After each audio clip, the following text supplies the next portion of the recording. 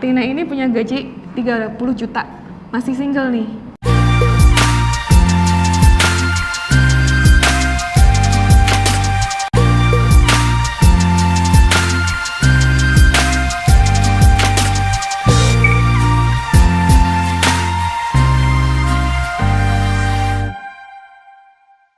Nah, sekarang saya akan jelasin buat teman-teman semua gimana sih cara perhitungan neraca keuangan. Saya akan kasih contoh dulu. Ini ada studi kasus, ada pengalaman orang sih sebenarnya. Dia ini bernama si Tini. Dia kerja di tengah kota.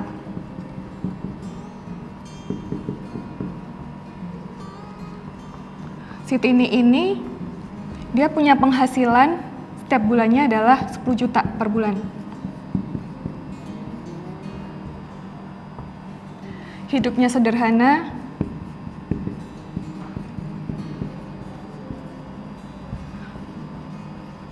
udah punya cicilan KPR yang udah jalan 5 tahun.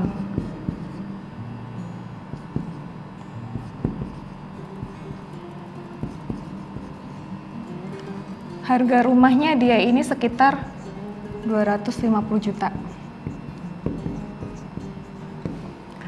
Lalu si Tini ini juga punya mobil, tapi mobilnya sederhana. Harga mobilnya sekitar 100 juta. Nah, kalau mau dibikin neraca, si Tini ini juga punya deposito ya. Dia tuh punya deposito sekitar 50 juta.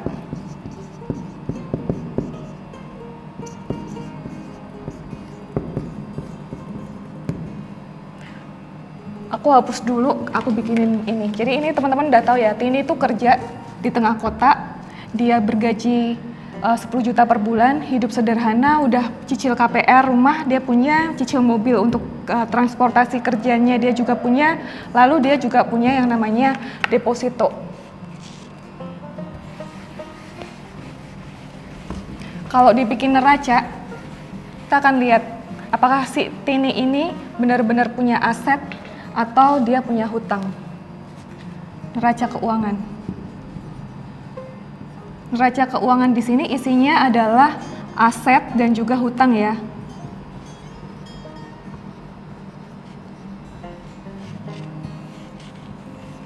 Nah, ini di sini ada yang namanya aset tetap. Ada yang namanya aset lancar. Nah, aset tetap itu yang biasanya itu barang-barang yang nggak mudah dicairkan atau sulit untuk mendapatkan uang dalam bentuk cashnya. Ini aset lancar ya. Nah, aset tetap tadi si Tini tadi punya yang namanya rumah 250 juta. Udah bayar 5 tahun. Lalu dia juga punya mobil seharga 100 juta. Lalu dia punya aset lancar deposito tadi, dia punya nih 50 juta. Sorry aku jelasin, ini rumah, ini mobil, dan ini 50 juta itu deposito.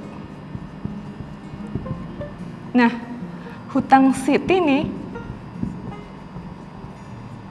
hutang Tini ini, dia rumahnya udah jalan 5 tahun, otomatis udah berkurang ya. Hutang KPR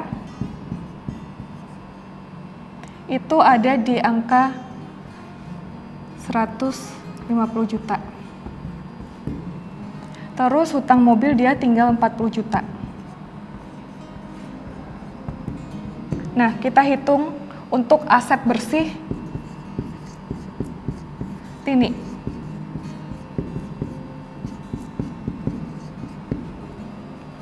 Di sini kita totalin dia ada 400 juta asetnya, jumlahnya aset lancar ditambah aset tetap ada 400 juta.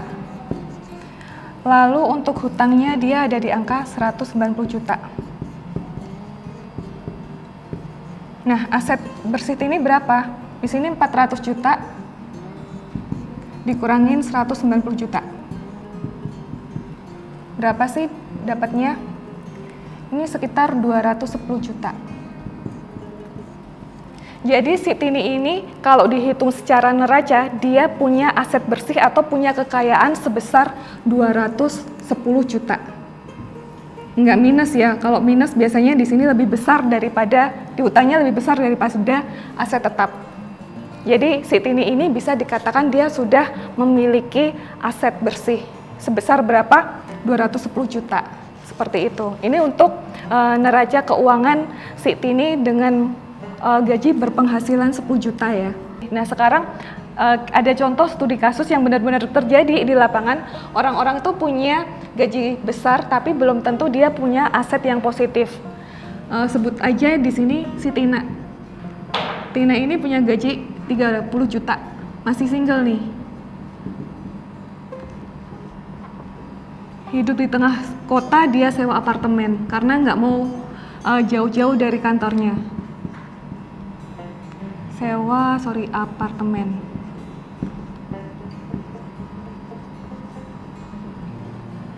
Lalu dia beli mobil mewah. Sebelumnya dia udah beli, sekarang dia beli lagi yang baru, model terbaru. Dia beli mobil itu seharga 500 juta. Lalu si Tina ini, dia suka yang namanya liburan. Karena pekerjaannya bikin stres katanya. Jadi dia setahun bisa liburan 3 kali ke luar negeri.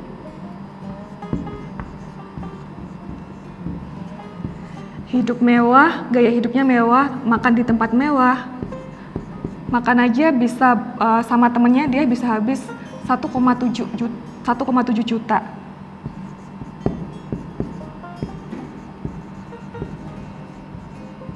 Nah, selain itu ternyata dari gajinya aja Tina itu masih sering kesulitan keuangan. Karena apa? Dia pakai yang namanya kartu kredit.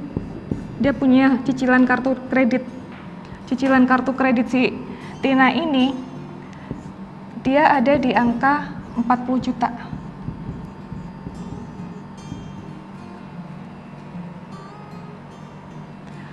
Gaya hidup, liburan, terus dia juga hanya memiliki deposito sedikit karena apa? Sering jalan-jalan tadi.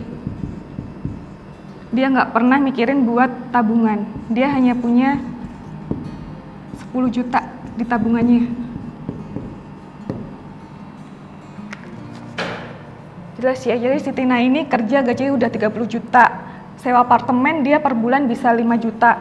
Mobil dia habis beli yang keluaran terbaru 500 juta. Padahal sebelumnya dia masih ada mobil nyicil tapi dilunasin, dia tambah baru lagi. Lalu dia liburan nih sampai ke luar negeri 3 kali. Makan di tempat mewah, nongkrong di tempat mewah. Lalu ada juga dia cicilan kartu kredit. Belum lagi dia uangnya nggak ada, nggak punya sama sekali uang cash.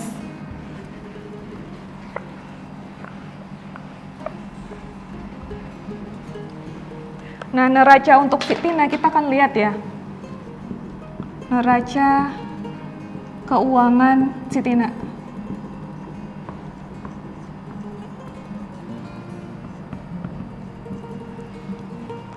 Neraca keuangan si Tina itu dia untuk aset, dia aset lancarnya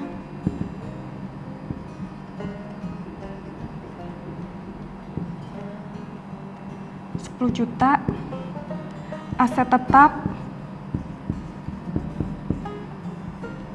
dia ada mobil, ini deposito 10 juta, mobil dia ada 500 juta, karena ini hutang baru, cicilan hutang si Tina masih tinggi nih. Dia ada di angka mobil hutangnya 490 juta. Lalu masih ada yang namanya cicilan kartu kredit. Itu sebesar 40 juta. Nah, kalau kita totalin,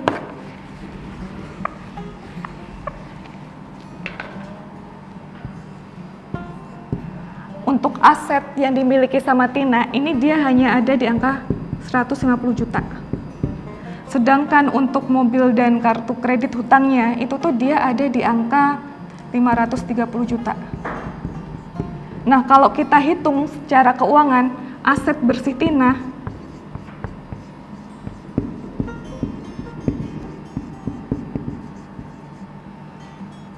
510 aset, hutang 530,